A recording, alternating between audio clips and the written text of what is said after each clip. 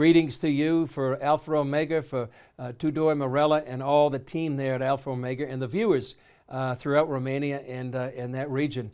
Bringing you another update on an overview of what's happening in the Middle East. And in this segment, I just want to talk about an overview of what's been happening in the Middle East for the past number of years. Back in 2011, what's called the Arab Spring began.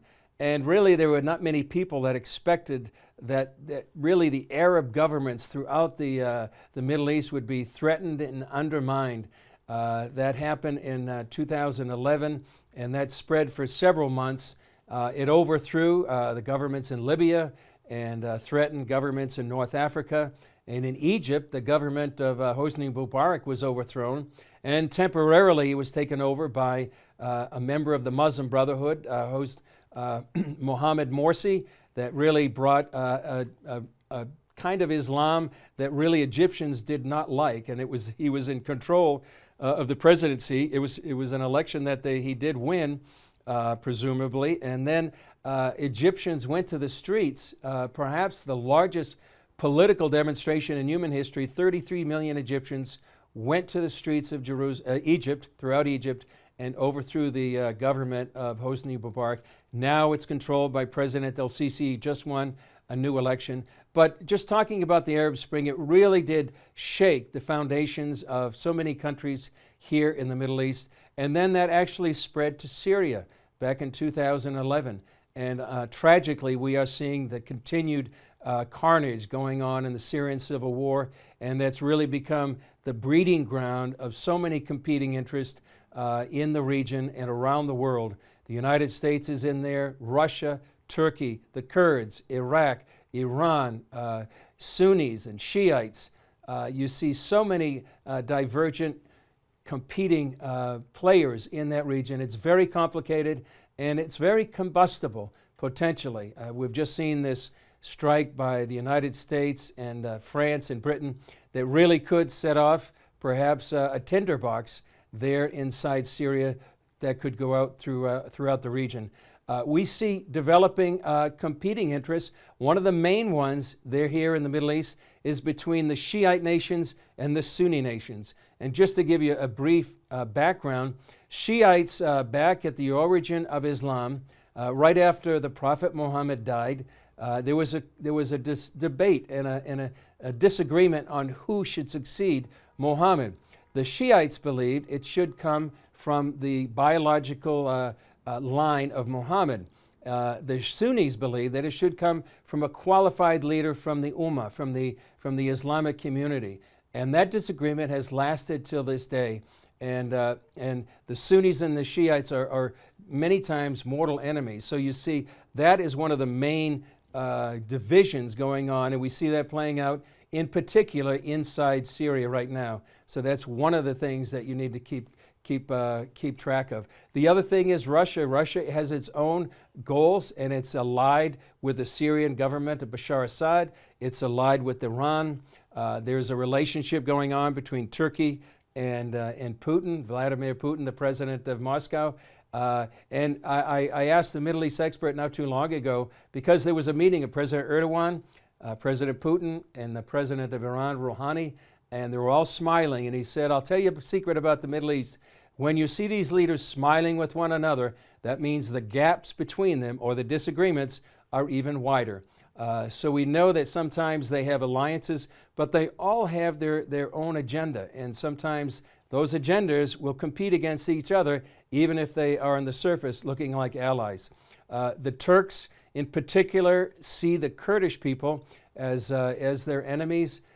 They have recently taken over the Kurdish city of Afrin inside Syria, and so that is another thing to be watching in this competing interest of geopolitics. And we see this just playing out, as I've said before in our earlier session about what's going on in Syria. There's really this convergence of so many competing alliances and agendas inside Syria. So we need to be watch out for those. And how are Christians affected by all this? Unfortunately, Christians have also many times been the target of some of these Islamic groups and what's been happening. So many Christians have fled the region in the last several years. Some still remain in refugee camps and really unable to go back to the homes that they've had. But I wanted to add in one thing, redemptive thing of what's happening here in the Middle East. It's something that Israel is doing, and it's what's called a good neighbor policy. And up on the northern border for the last number of years in the Syrian civil war, instead of joining the civil war, they have sent food, fuel, medical supplies inside Syria to help their people. They call it the good neighbor policy. It sounds like it really come out of the New Testament and the parable of the Good Samaritan. And they have literally brought over 5,000 Syrians inside Israel to get medical attention. And one of the latest things they've done recently is actually send Christian medical personnel inside Syria to be a help to many of these Syrian rebels that are fighting against the Assad regime. And that really is love in action. And they are demonstrating to the Syrian people the love of God and their love of Jesus. And as one IDF person, a retired IDF person said to me, these are really warriors, but they don't go in with a gun, they go in with the Bible. And they really demonstrate the love of Jesus Christ to these Syrians. And they're changing hearts and minds. And that in many ways, that's the true battle going here in the Middle East. It's the hearts and minds of millions of people in the Valley of Decision. Thankfully, supernaturally many times, we hear of Muslims coming to faith through Jesus Christ because of a dream or a vision.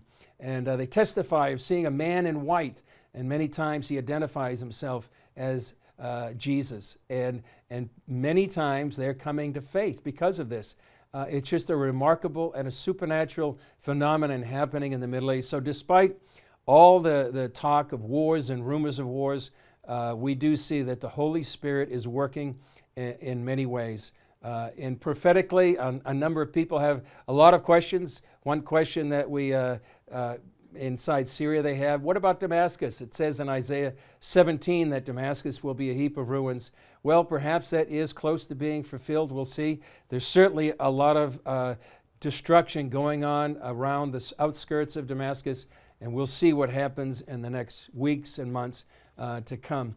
But there are redemptive things happening, like these Christian medical personnel going in, like dreams and visions. So it behooves us, I believe, here in Jerusalem, there in Romania, or around the world, to be continuing to pray that God would have His purposes done here in this land and around this region in the Middle East, that He would protect His people, that He would continue to spread the good news of Jesus Christ, and that He would give wisdom to the leaders, whether they're in Washington or London or Paris, here in Jerusalem or around the world.